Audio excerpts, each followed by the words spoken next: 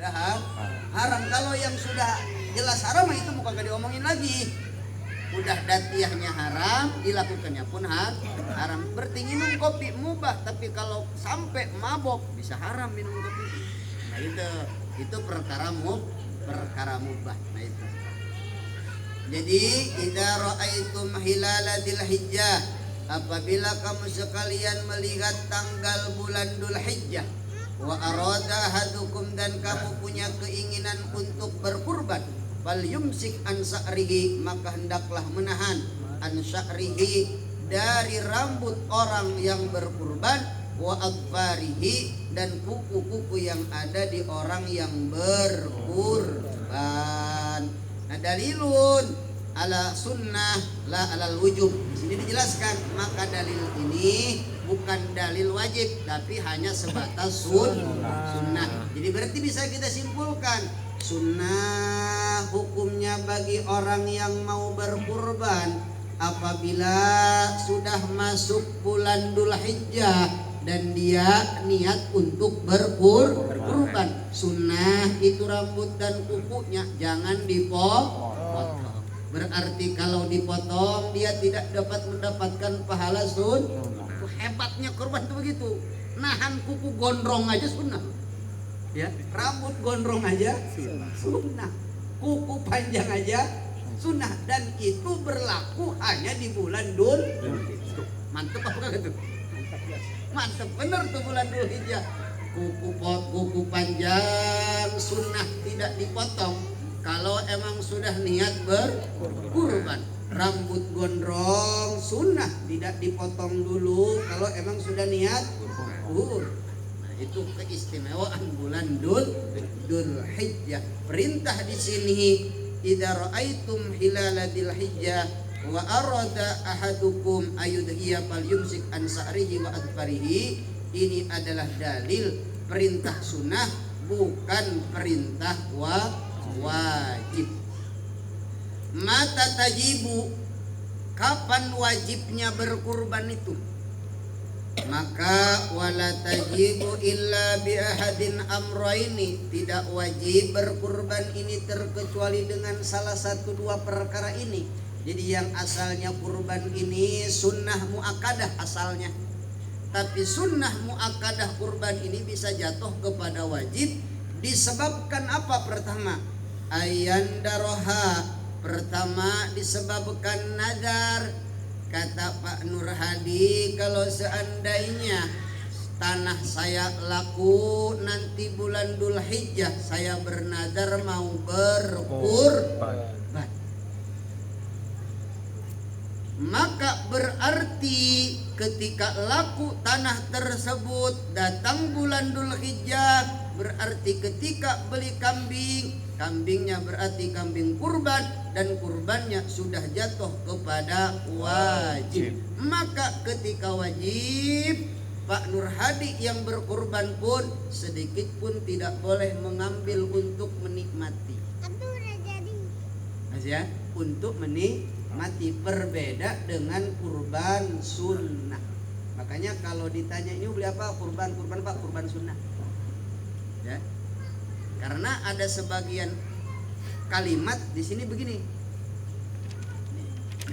Kalau kita ngomong kurban doang tuh, ayyakula hadihi lillah, ini kambing untuk Allah, au hadihi udhiyah, atau ini kambing kurban. Nah, ini bisa dinamakan kurban wajib. Maka kita tambahin kalau beli kambing, di kurban Pak, kambing kurban sunnah. Nah gitu. Ya, karena ketika nyebut udhiyah doang, ini bisa jatuh kepada wajib. Berarti ketika jatuh kepada wajib, orang yang berkurban walaupun pengen tidak boleh menikmati. Tidak jauh beda seperti orang berkurban disebabkan nazar. Makanya kalau beli kambing, ini kurban Pak, kurban sunnah, udah tambahin ke Bapak kurban sunnah. Karena kadang kita orang yang berkurban pun tidak tahu bagaimana cara berkurban. Kita mah beli aja udah, serahin aja ke panitia, kan begitu ya. Kalau kita kan kebanyakan begitu tuh.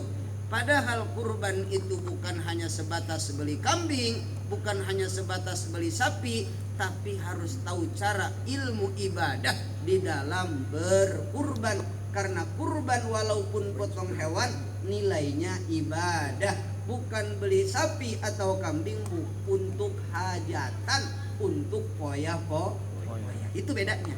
Nah, itu bedanya antara hewan, walaupun hewan tapi bisa bernilai ibadah jika orang yang berkurbannya tahu bagaimana cara berkurban.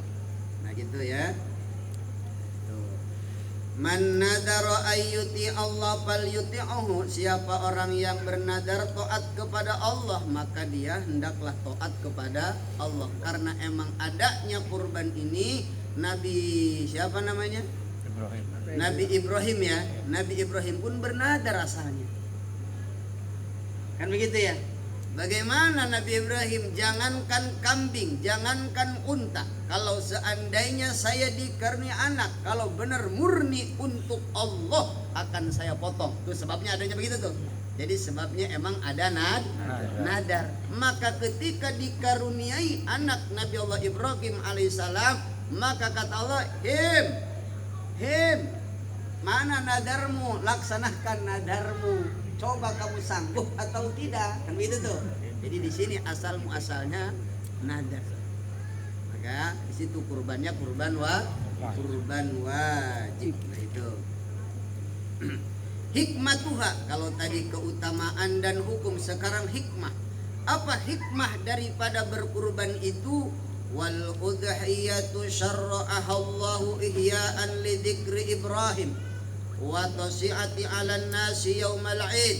Adapun hikmah dari berkurban, Allah telah mensyaratkan, Allah telah memerintahkan ihya'an li dzikri Ibrahim, agar menghidupkan kisah-kisah terdahulu, salah satunya kisah Nabi Allah Ibrahim alaihi salam. Maka dengan adanya Idul Adha, semua kiai, semua ustadz pasti akan bercerita tentang seputar pengorbanan Nabi Ibrahim, pengorbanan Nabi Ismail, pengorbanan Siti Hajar.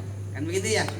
Maka ketika Hajar dan Ismail berlari-lari kecil untuk mencari air, Gunung Sofa, Gunung Marwa, ternyata tidak ketemu air.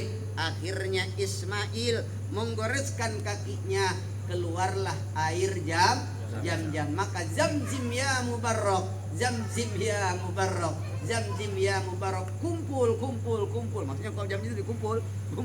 Nah gitu sejarah adanya air jam-jam, sejarah adanya sa'i, sofa, marwah. Ketika Siti Hajar kehausan, ingin minum, di sana gunung, di sini gunung, di tengah-tengah lautan. Itu mah kita. Jadi mah kagak ada lautan sana mah. Di sana gunung, di sini gunung. Ingin minum, kehausan. Nabi Adam lari sampai 7 kali kagak ketemu. Ismail menorehkan kakinya, keluarlah air jam-jam tersebut. Zamzim ya mubarak, zamzim ya mubarak. Maka mancarlah. Maka sekarang alhamdulillah menjadi rukun haji. Nah itu hikmahnya. Jadi hikmah adanya kurban mengingat sejarah di masa lalu Nabi Ibrahim dengan putranya Nabi Allah Ismail beserta istrinya Siti Hajar alaihas salam.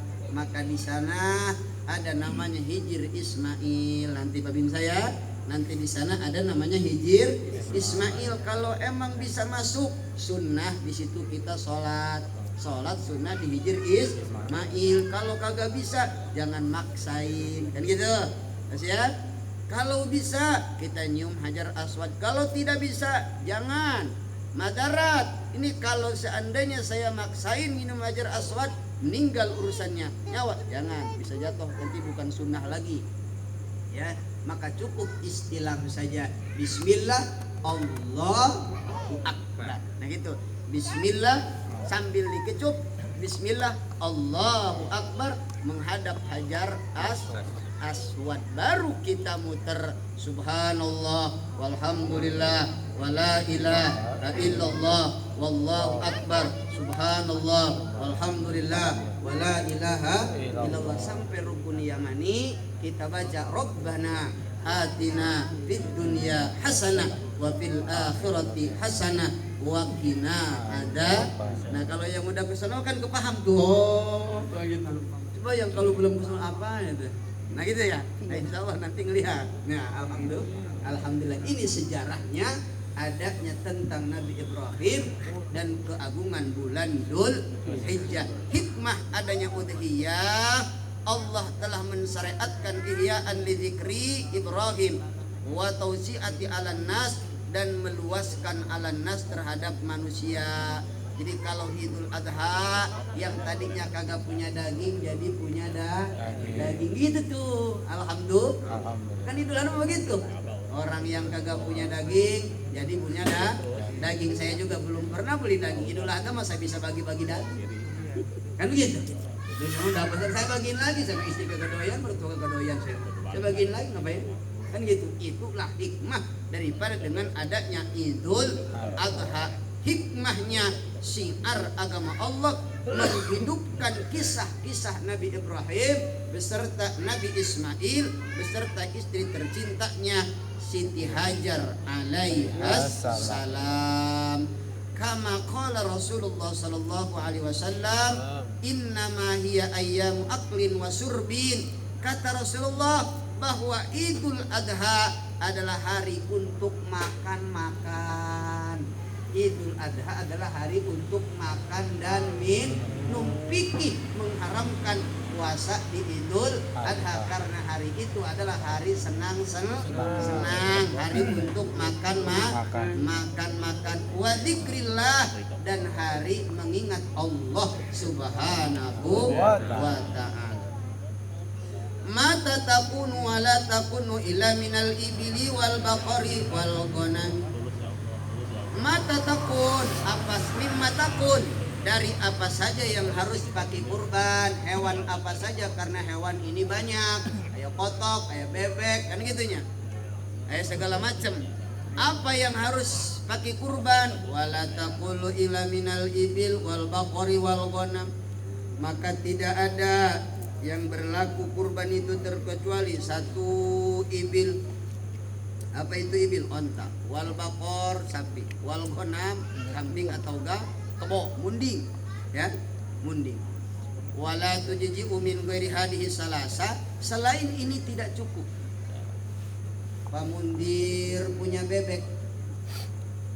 Niat kurbannya mau pakai bebek, kagak cukup. Karena hewannya pun tertentu. Unta, sapi, kuda juga kagak boleh. Pak Mundir punya ternak kuda, mau beli kuda buat kurban bulan Idul Adha, kagak boleh. Memang harus sapi, kambing, unta, kan gitu aja udah. Kan gitu. Jadi kagak boleh daging kuda pakai kurban, mau kurban saya. Nah, itu. Jadi mimma takunu wala taqulu ila minal ibil wal baqar wal ghanam wala tujji'u min ghairi hadhihi salasa. Yaqulullahu subhanahu wa ta'ala liyadhkuru ismallahi ala ma razaqahum min bahimatil an'am. Jadi dengan adanya hewan yang dikurbankan ini, maka kata Allah agar kamu menyebut asma Allah atas rezeki yang telah Allah berikan min bahimatil an'am, dari bahimah, dari hewan-hewan yang bisa dinikmati. Alhamdulillahirabbil alamin. Nah itu perihal tentang kurban. Nah, bagaimana hukum ini? Hukum kolektif kurban. Gitu tuh. Kita mau kolektif aja gara-gara PNS sebenarnya itu. Gara-gara PNS kan? Ya yang kumpulan-kumpulan apakah boleh apa tidak? Tenang aja. Jawazul musyarakah fil udhiyah tajuju al musyarakah fil udhiyah. Boleh-boleh saja al musyarikah, yaitu musyarikah itu babarengan kurang apa namanya? Kebersamaan fil udhiyah di dalam kurban. Idza kanat minal ibli awil baqar, apabila emang yang dipakai kurbannya adalah unta atau sapi atau munding. Kumaha mun embe patungan. Geus mah embe patungan 7. Muat. Ya itu ya. Maka watu jiji'u al-baqaratu awil jamalu an sab'ati ashkhasin idza kanu qasidina al-udhiyah wa taqarruba ilallah. Pas nih. Maka cukup sapi atau unta an sab'ati ashkhasin dari 7 orang apabila orang yang 7 orang ini bermaksud untuk berkurban. Bagaimana kalau begini? Yang 3 niat kurban, yang 3 niat akikah, boleh? Kagak boleh. Jadi yang 7 atau yang 6 harus sama-sama niat kurban. Artinya ya. Idza kanu qasidina al-udhiyata wa taqarruba ilallah. Jadi boleh sapi dan unta mencukupi 7 orang apabila idza kanu qasidina, apabila yang 7 orang ini bermaksud al-udhiyah, semuanya untuk berkurban wa taqarrub, dan mendekatkan diri kepada Allah Subhanahu wa taala dengan cara berkurban. Berarti tidak boleh kalau yang 3 mah patungan akikah, yang 4 mah patungan kurban. Paham kira-kira nih ya? Ditakut berlaku begitu. Di masyarakat kan patungan mana? Kan gua belum eka katanya. Udah gua sekalian eka aja di situ. Mas sapi, ya awas. Jadi ya. Nah, panitia kan aja pernah ada jian. Harus dia kan pasti begitu tuh. Terima aja. Taunya mah kita salah. Mas ya. Nah, itu kita perlu tahu. Wa taqarfa'an Jabir qala naharna ma'an nabi bil Hudaybiyah al-badana. Maka diriwayatkan dari Imam Jabir, qala naharna ma'an nabi, kata Imam Jabir, aku berkurban bersama Nabi di Hudaybiyah. Hudaybiyah itu perbatasan.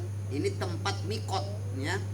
Ada sebagian ulama yang mengatakan boleh ambil mikot di Hudaybiyah. Karena Hudaybiyah itu adalah tempat perdamaian. Nah, tempat perdamaian antara orang kafir dengan baginda Nabi Muhammad. Ketika Nabi mau melaksanakan umroh atau haji, berhentilah di Hudaybiyah. Ya, berhenti di tanah Hudaybiyah. Nah itu. Maka di situ kata sebagian ulama boleh ambil mikot di situ jika emang kita mau niat ihram, baik ihram haji maupun ihram umroh, maka tempat mikotnya di situ ji. Tidak harus di Tanim saja, tidak harus di Ja'ronah saja, tidak harus di mana lagi? Bir Ali lagi. Maka di Hudaybiyah pun boleh ketika kita mau ihram, baik ihram haji maupun ihram umroh, kita ambil mikotnya yaitu di Hudaybiyah. Nah, mana Hudaybiyah? Nah, Hudaybiyah keluar setik di Taman Astar belok kiri tuh Hudaybiyah. Apa ya? Naharna ma'an Nabi bil Hudaybiyah al-badanah, karena Nabi pun ketika di negara Hudaybiyah, Nabi pun berkurban onta badanah. Ansab'atin dari 7 orang, wal baqar ansab'atin jadi 2. Sapi dengan unta 7 rawahu Muslimun wa Abu Daud wa Tirmidzi. Hadisnya diriwayatkan oleh Imam Muslim, Imam Daud dan Imam At-Tirmidzi. Tauji'ul lahmil udhiyah, cara membagikan daging udhiyah kurban. Yusannu lil mudhi ayyakula min udhiyatihi wa yuhdiya lil aqarib. Sunnah bagi orang yang berkurban, gondrong tahun ini berkurban, maka sunnah kepada ki gondrong yang berkurban, sunnah untuk memakan daging kurbannya. Wa yuhdi al aqarib, dan hadiahkan kepada kerabat-kerabat. Jadi ada hadiah, ada sedekah. Padahal sama-sama memberi ini beda. Ada hadiah, ada sedekah. Ki gondrong kurban kambing, sunnah bagi ki gondrong kalau emang kurbannya kurban sunnah, cara membagikan daging kurbannya boleh dimakan oleh ki gondrong, dan boleh dihadiahkan kepada kerabat, dan boleh disedekahkan alal fuqara, terhadap orang-orang fakir. Kalau kerabat mau dia kaya, mau dia miskin, namanya juga kerabat nih. Kalau hadiah, misalkan Haji Apud nih tahun ini kurban, kata Haji Apud ini buat saudara saya 7 kantong atau 10 kantong, ini mah hadiah dari saya, kan itu tuh hadiah dari saya karena saya berkurban. Nanti kalau seandainya untuk fakir berarti wayatasaddaqu, sedekah. Jadi kalau untuk kerabat berarti bentuknya hadiah, dan hadiah tidak melihat dia fakir ataupun kaya. Kalau sedekah alal fuqara, terhadap orang-orang fakir, karena orang kaya mah sudah kagak butuh sedekah gitu. Orang kaya mah kagak butuh sedekah. Makanya seperti kepada keluarga Nabi, jangan sedekah, hadiah harusnya. Karena ketika kita niat bersedekah kepada keluarga Nabi, seolah-olah kita memberikan kotoran kepada baginda Nabi Muhammad. Nah, kenapa? Li'anna sadaqah awsafun nas. Sedekah itu kotoran manusia, tapi kotorannya kalau duit mah seneng. Walaupun kotor